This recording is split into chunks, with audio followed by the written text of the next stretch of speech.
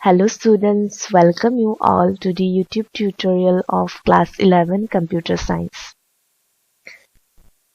So we have been discussing about tuples, isn't it? In our previous tutorial videos we have seen how a tuple can be manipulated, and also we have seen different operations that can be performed in a tuple.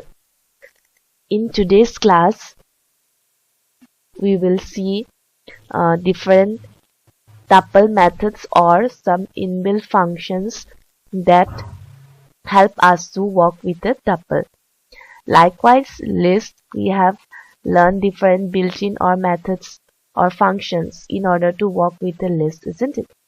So today we'll see some functions that will help us to work with a tuple.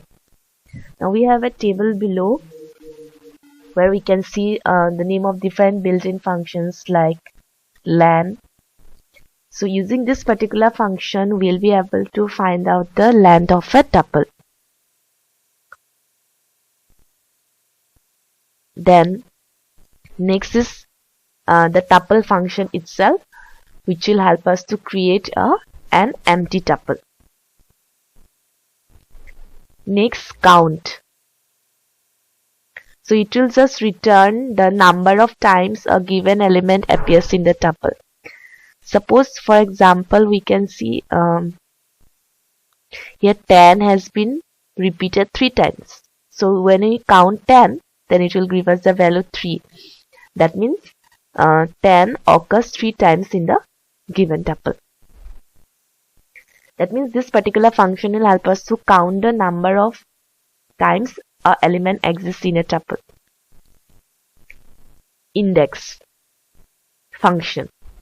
So it returns the index of the first occurrence of the elements in the given tuple.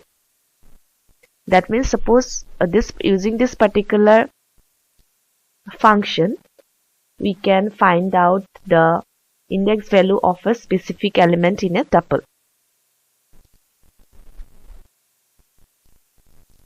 Sorted function will just help us to sort the elements in a specific order. Min function will help us to retrieve the smallest element of the tuple. Whereas max function will help us to retrieve or return the maximum element of the tuple. Sum function will just sum up all the elements of the tuple and it will give you the sum. So students, in today's class we have seen some built-in functions that will help us to work with the tuple.